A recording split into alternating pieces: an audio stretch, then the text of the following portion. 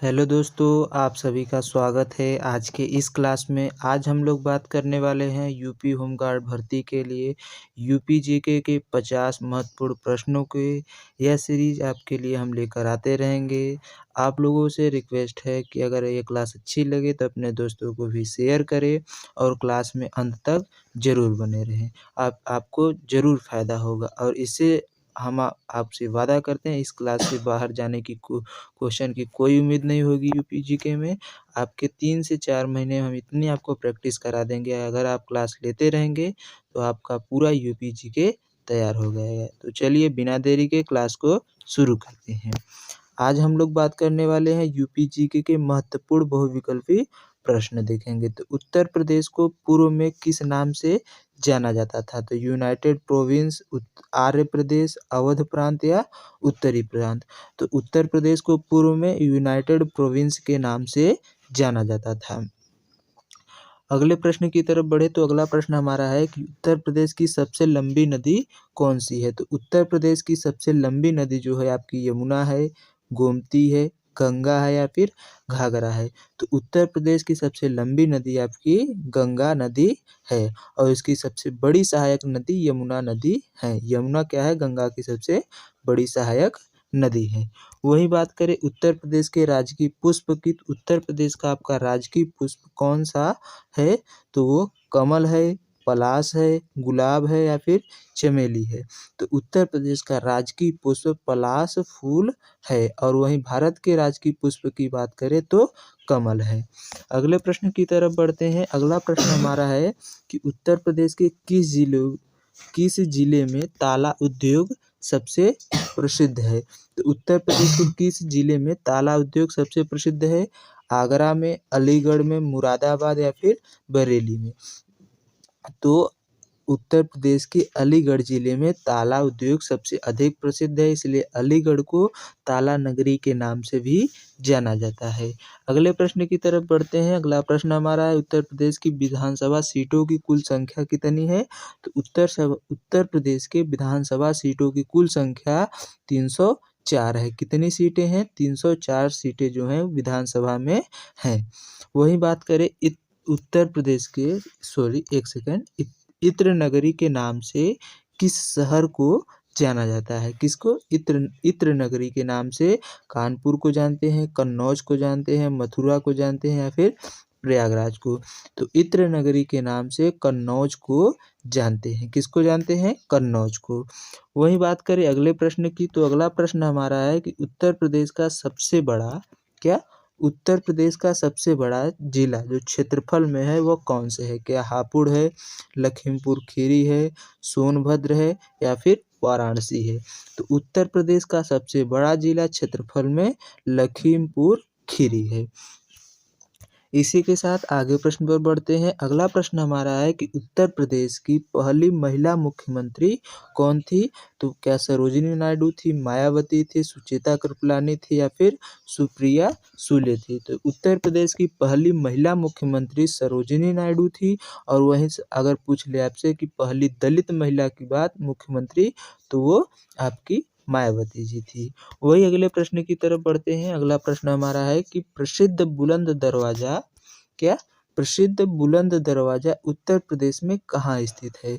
तो क्या लखनऊ में है, आगरा में है, फतेहपुर सीकरी में है या फिर मेरठ में है? तो प्रसिद्ध बुलंद दरवाजा उत्तर प्रदेश में फतेहपुर सीकरी में अवस्थित है। कहाँ पर स्थित है? फतेहपुर सीकरी में।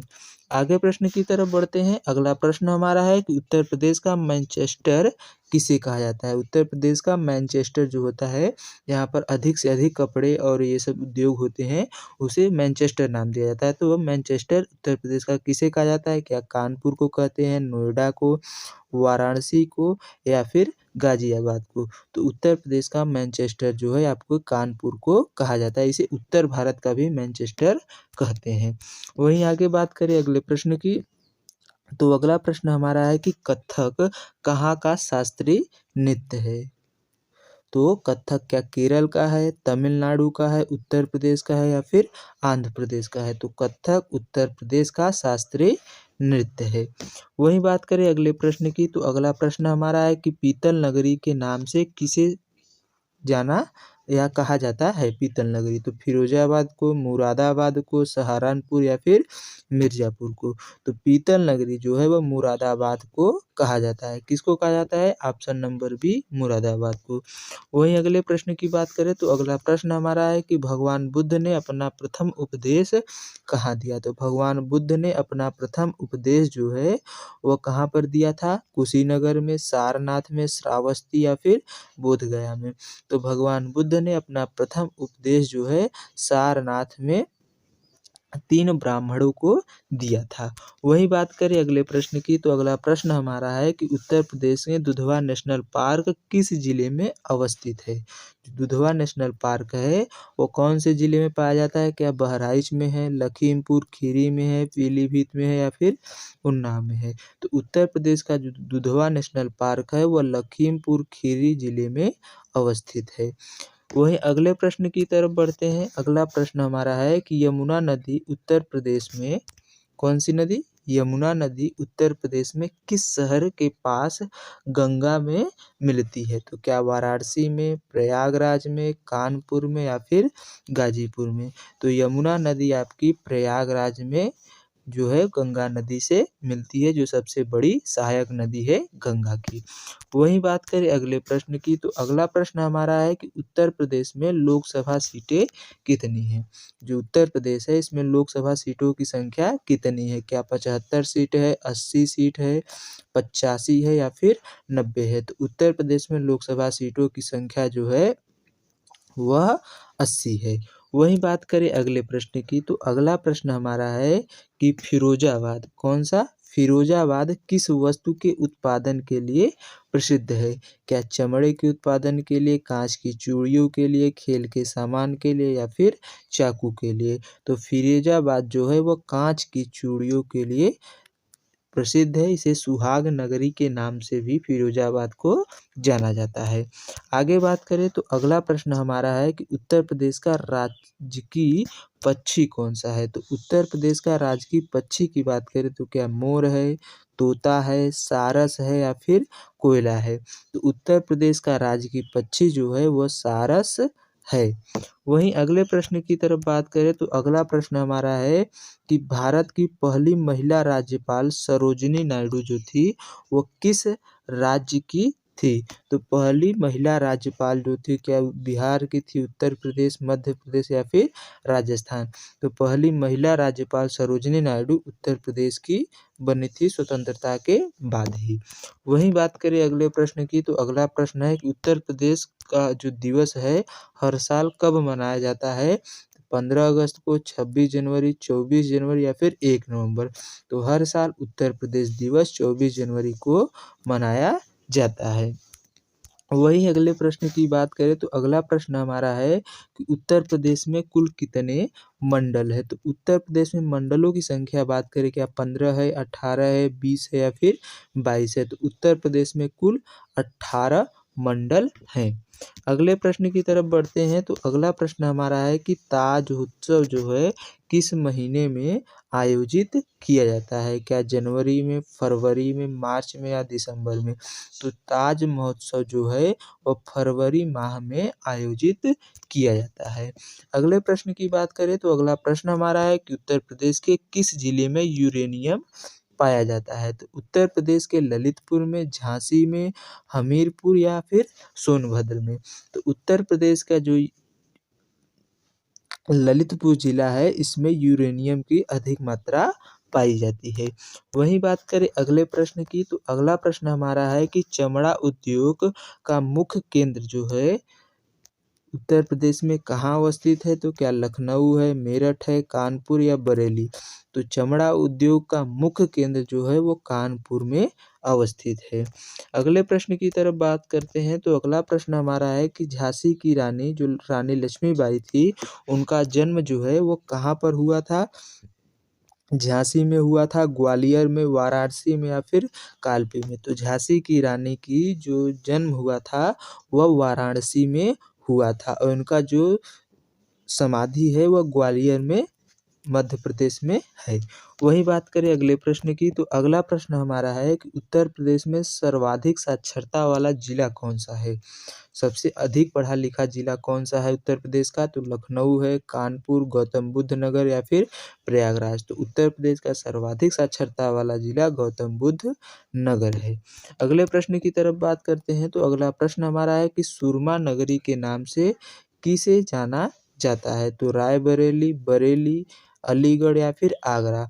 तो सुरमा नगरी के नाम से बरेली को जाना जाता है।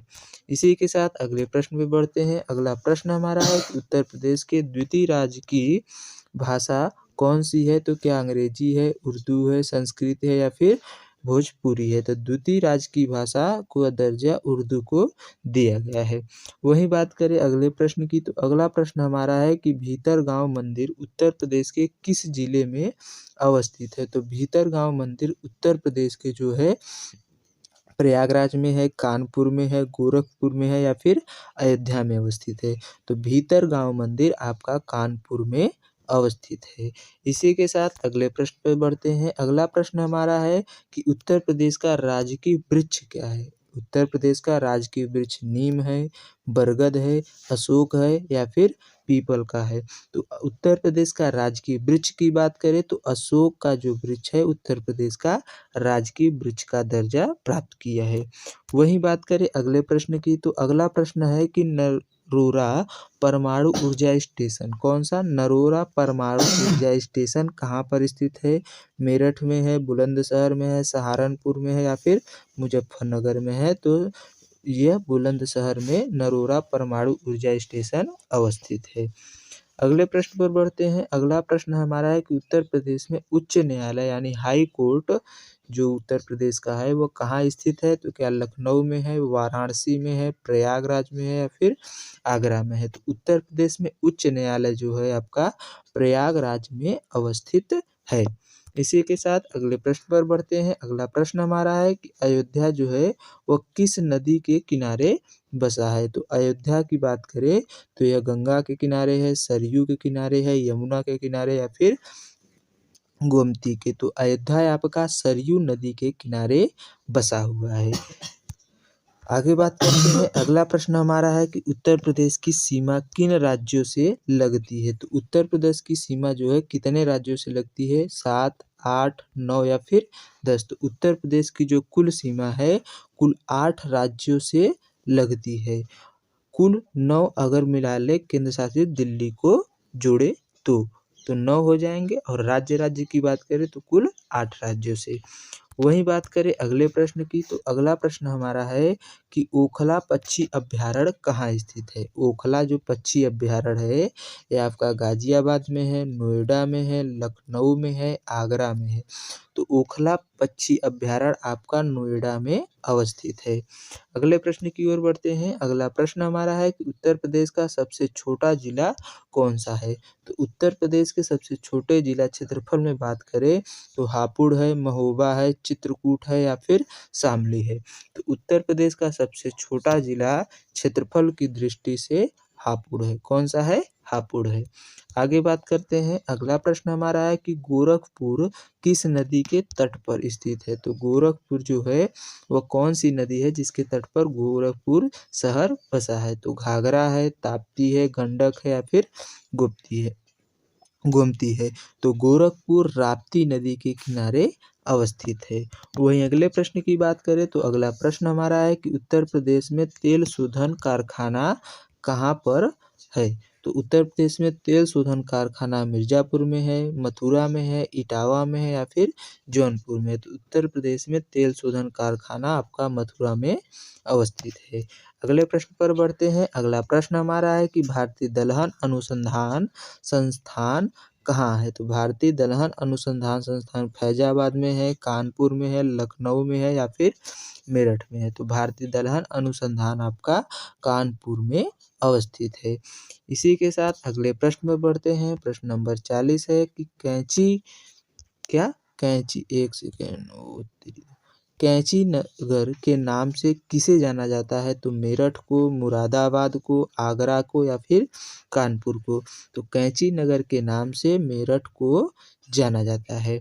इसी के साथ अगले प्रश्न पर बढ़ते हैं। अगला प्रश्न हमारा है कि उत्तर प्रदेश में सर्वाधिक विधानसभा एक सेकेंड सर्वाधिक विधानसभा सीटों वाला जिला कौन सा है? क्या प्रयागराज है, कानपुर है, लखनऊ है या फिर आजमगढ़ है? तो उत्तर प्रदेश में सर्वाधिक विधानसभा सीटों वाला जो आपका जिला है प्रयागराज में है, जिसमें कुल 12 सीटें हैं। दूसरे नंबर पर आपका आजमगढ़ और कानपुर है, 10-10 सीटें हैं।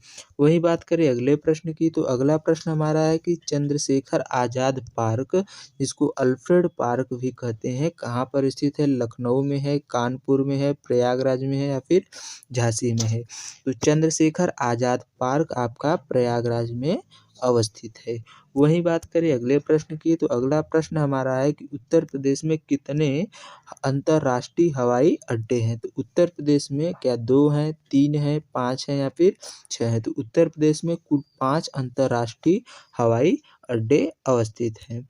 इसी के साथ अगले प्रश्न पर बढ़ते हैं। अगला प्रश्न हमारा है कि प्रसिद्ध माघ मेला कहाँ आयोजित किया जाता है? हरिद्वार में, प्रयागराज में, उज्जैन में, नासिक में? प्रसिद्ध माघ मेला आपका कहाँ पर? माघ मेला प्रयागराज में आयोजित किया जाता है। आगे बात करें तो अगला प्रश्न हमारा है कि उत्तर प्रदेश में जो है किस जिले को चाकुओं का शहर कहते हैं? तो रामपुर को, संभल को, सहारनपुर या फिर हाथरस में? तो उत्तर प्रदेश में जो चाकुओं का शहर है उसे रामपुर को कहा जाता है। इसी के साथ अगले प्रश्न पर बढ़ते हैं। अगला प्रश्न हमारा है कि उत्तर प्रदेश पुलिस का नारा क्या है? तो उत्तर प्रदेश पुलिस का नारा जो है सेवा, सुरक्षा, शांति है। सुरक्षा आपकी संकल्प हमारा है, सत्यमेव जयते है या फिर इनमें से कोई नहीं? तो उत्तर प्रदेश पुलिस का जो नारा है सुरक्षा आपकी संकल्प हमारा है। यह आपके यूपी पुलिस 2024 के एग्जाम में यह प्रश्न आया था। वही आगे बात करें तो अगला प्रश्न हमारा है कि उत्तर प्रदेश में राज्यसभा सीटों की संख्या कितनी है? राज्यसभा सीटों की संख्या की बात करें तो क्या 25 है, 31 है, 40 है या फिर 80 है? तो राज्यसभा सीटों की संख्या उत्तर प्रदेश में 31 है। आगे बात करें तो अगला प्रश्न हमारा है कि राज्य में किशोरी शक्ति योजना का संबंध किससे है? शिक्षा से है, पोषण और स्वास्थ्य से है, खेल से है, विवाह अनुदान से है? तो किशोरी शक्ति योजना का संबंध पोषण एवं स्वास्थ्य से है, जो प्राथमिक विद्यालयों में चलाया गया था। वहीं बात करें अगले प्रश्न की, तो अगला प्रश्न हमारा है कि उत्तर प्रदेश में सर्वाधिक वर्षा वाला जिला कौन सा है? क्या गोरखपुर है, मथुरा है, बांदा है या फिर देवरिया है? तो उत्तर प्रदेश में सर्वाधिक वर्षा वाला जिला आपका गोरखपुर है। इसी के साथ आज के लास्ट प्रश्न पर हम लोग पहुंच गए हैं कि उत्तर प्रदेश में सबसे कम वर्षा उत्तर प्रदेश में सबसे कम वर्षा किस जिले में होता है? तो क्या झांसी में होती है, मथुरा में, ललितपुर में या हमीरपुर में? तो उत्तर प्रदेश में सबसे कम वर्षा आपकी मथुरा में होती है। तो ये आज के आपके 50 प्रश्नों की ये सीरीज यहीं पर समाप्त होती है। आशा करते हैं आप लोगों को यह क्लास अच्छी लगी होगी। अगर क्लास अच्छी लगी है तो अपने दोस्तों में शेयर करें। चलिए मिलते हैं नेक्स्ट क्लास में, तब तक के लिए अपना ध्यान रखिए। जय हिंद, जय भारत।